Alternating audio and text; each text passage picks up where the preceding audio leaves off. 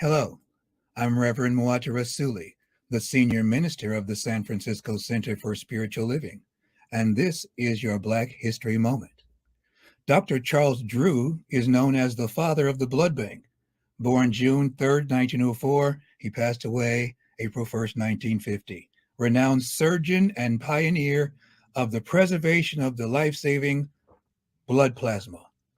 His major scientific breakthroughs include discovering a method for long-term storage of blood plasma and organized America's first large-scale blood bank. His key findings, complex procedures, and standards for collecting and processing and storing blood proved his expertise and led to an appointment to the head of the Blood for Britain project, an effort to transport desperately needed blood and plasma to Great Britain, which was under attack by Germany. Dr. Drew developed a process of safely collecting, processing, and storing large amounts of contamination-free plasma, along with procedures for extracting plasma and ensuring safe arrival in Britain.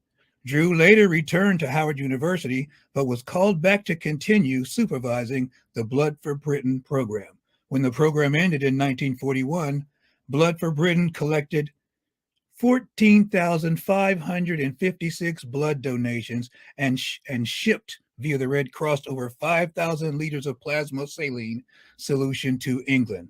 The program became a model for the Red Cross pilot program to mass produce dried plasma in New York in 1941, with Drew as assistant director and later for the National Blood Donor Service. Among his innovations were bloodmobiles, mobile blood donation trucks with refrigerators. The work sealed his reputation as a pioneer and earned him the title Father of the Blood Bank. Ironically, the Red Cross excluded African Americans from donating blood, making Drew himself ineligible to participate in the very program he established. That policy was later modified to accept donations from Blacks. However, the institution upheld racial segregation of blood, which throughout the war Drew openly criticized as unscientific and insulting to African Americans.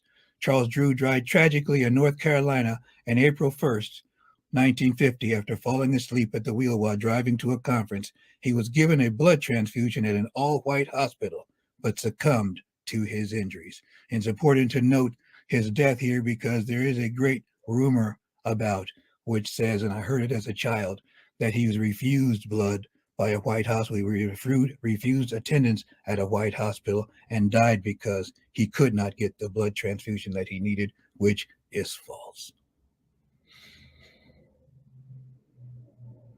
And we go into prayer knowing that there's one life, one mind, one power, one presence, and one eternal giving nature. It is the life, the mind, the power, the presence, the eternal giving nature of God, the good, the indwelling, and self-existent one. This one lives and breathes in and through and as all of creation and flows in and through and as each of us is the very blood that Dr. Charles Drew helped to develop these techniques for. And that same genius mind, that same genius, that same intelligence that exists in Dr. Drew exists in each and every one of us. And each of us is led and guided and directed this day to be and do and have the life of our dreams and to reveal our inner splendor to the universe so that we ourselves can be the contribution that's making the difference and being felt by all of lifekind. And for this opportunity and for this blessing, I'm grateful. I release my word knowing it's so. Blessing and release it, I call it into being because it already is. And so it is.